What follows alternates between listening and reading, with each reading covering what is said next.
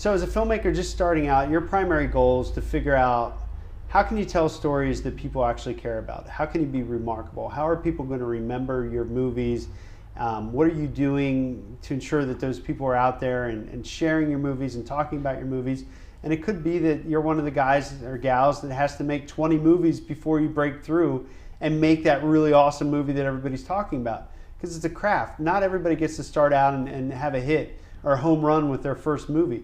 You know, for a lot of filmmakers, me included, you know, it takes a long time to really get something that's remarkable. Do you think people get that though? Because I think we all see the Kevin Smiths and the Ed Burns and the Robert Rodriguez, and we think, oh, well then if we're so interested in their story, they're going to be totally interested in ours. And you think that we kind of have to, you know, see what's really going on and sort of the reality of the situation and know that we've got to give them something maybe more than just our own life behind the scenes kind of a thing.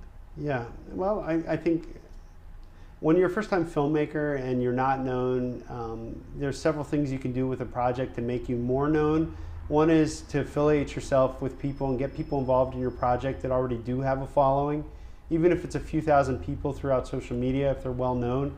And living here in Los Angeles, I can name probably 5 or 6 filmmakers, as I'm sure you could, that are in that range where a lot of people in the independent film community know them. So if they're involved in a project, you know, they may tweet out or share some emails or do something where everybody's like, oh, have you heard about this project? And suddenly everybody knows about this project. Meanwhile, you're the guy orchestrating it and nobody's heard of you. So you're surrounding yourself with good people. And I think that's one of the strategies you can use. The other one is to focus on subject matter that people care about. There's all sorts of controversial subjects. There's all sorts of affinity groups. One of my favorites is skateboarding. Another one is zombie movies and karate and like all of that kind of stuff. If you were to come to me and say, I get this cool skateboarding zombie karate movie, at first I'd pause and think that sounds ridiculous. But then I'd be like, oh, I have to see that. I have to see what that's about. And at least you got my attention. I'm not saying that you're going to hold my attention. The execution has to be really good. But at least you got something going there with your subject matter.